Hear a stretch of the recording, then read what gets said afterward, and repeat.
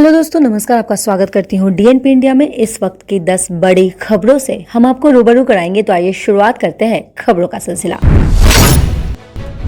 दिल्ली के मुख्यमंत्री अरविंद केजरीवाल की ओर से थर्मल प्लांटों को बंद करने के लिए सुप्रीम कोर्ट में दाखिल की गई याचिका पर पंजाब की सियासत में हंगामा हो गया है। आम आदमी पार्टी को छोड़कर राज्य की सभी प्रमुख राजनीति दलों ने अरविंद केजरीवाल के खिलाफ मोर्चा खोल दिया है।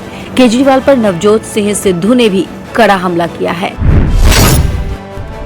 बीजेपी की पश्चिम बंगाल इकाई के भीतर आपसी रंजिश और मतभेदों के बीच भगवा पार्टी के राष्ट्रीय अध्यक्ष जेपी नड्डा ने प्रदेश भाजपा अध्यक्ष दिलीप घोष को राष्ट्रीय राजधानी में रविवार को सुबह होने वाली बैठक के लिए बुलाया है। हालांकि घोष इस मामले पर बोलने के लिए तैयार नहीं थे, लेकिन राज्य भाजपा के एक सूत्र ने कहा है कि वो शनिवार देर रात को ही दिल्ली पहुंच गए। असम के मुख्यमंत्री हेमंत बिस्वा शर्मा ने 2 बच्चों वाले परिवारों को स्पेशल योजना और नसबंदी और जनसंख्या नियंत्रण पर बड़ा बयान दिया है। सीएम ने बोला कि बजट सत्र में कुछ बुनियादी योजनाओं की घोषणा की जाएगी, जिसके लाभार्थी राज्य के सभी नागरिक होंगे, लेकिन कुछ विशेष पैकेज की भी घोषणा होगी, जो केवल 2 बच्चों वाले परिवारों को दी जाएगी। स्वैच्छिक नसबंदी और जनसंख्या नियंत्रण उपायों के संबंध में भी बड़े फैसले लिए जा सकते हैं। भारत और नेपाल के बीच रेल संपर्क को बढ़ावा देने के लिए नए समझौतों पर हस्ताक्षर हुए। इस समझौते के तहत दोनों देशों के प्राइवेट कार्गो ट्रेन ऑपरेटर और अब एक दूसरे के रेल नेटवर्क्स का इस्तेमाल कर सकेंगे।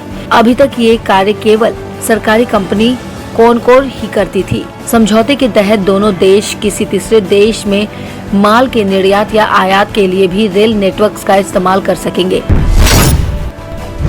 कर्नाटक कांग्रेस अध्यक्ष डीके शिव कुमार ने शनिवार को उनके कंधे पर हाथ रखने की कोशिश कर रहे एक शख्स को कथित तौर पर थप्पड़ मार दिया। इस घटना का वीडियो सोशल मीडिया पर खूब वायरल हो गया है। घटना के सामने आते ही बीजेपी हमलावर हो गई है और उसने सोशल मीडिया पर जमकर इसकी आलोचना की। बीजेपी ने कांग्रेस के पूर्व अध्यक्ष राहुल गांधी से पूछा कि क्या उन्होंने शिव कुमार को हिंसा करने का लाइसेंस दे रखा है। भारत के उत्तर पूर्व में पहली बार डेल्टा प्लस का मामला सामने आया है। ये मामला त्रिपुरा में आया है। इससे पहले उत्तर पूर्व के असम, मणिपुर और मिजोरम में डेल्टा वेरिएंट के मामले सामने आ चुके हैं। अगरतला सरकारी मेडिकल कॉलेज के माइक्रोबायोलॉजी डिपार्टमेंट के प्रमुख प्रोफेसर डॉक्टर तपन मजूमदार ने कहा है कि त्रिपुरा से कुछ सैंपल पश्चिम बंगाल के national institute of biomedical genomic में जांच के लिए भेज दिया गया है। जांच के बाद 138 मामले डेल्टा प्लस और 10 मामले डेल्टा वेरिएंट के सामने आए हैं।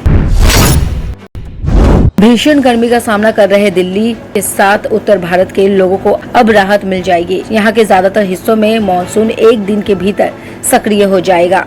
पूर्वी हवाओं ने दक्षिण पश्चिमी मानसून के आगे बढ़ने के लिए अनुकूल स्थितियां बना ली है। इसके लिए एक दिन के भीतर दिल्ली, हरियाणा और पंजाब के साथ उत्तर भारत के हिस्सों में छाने की संभावना है।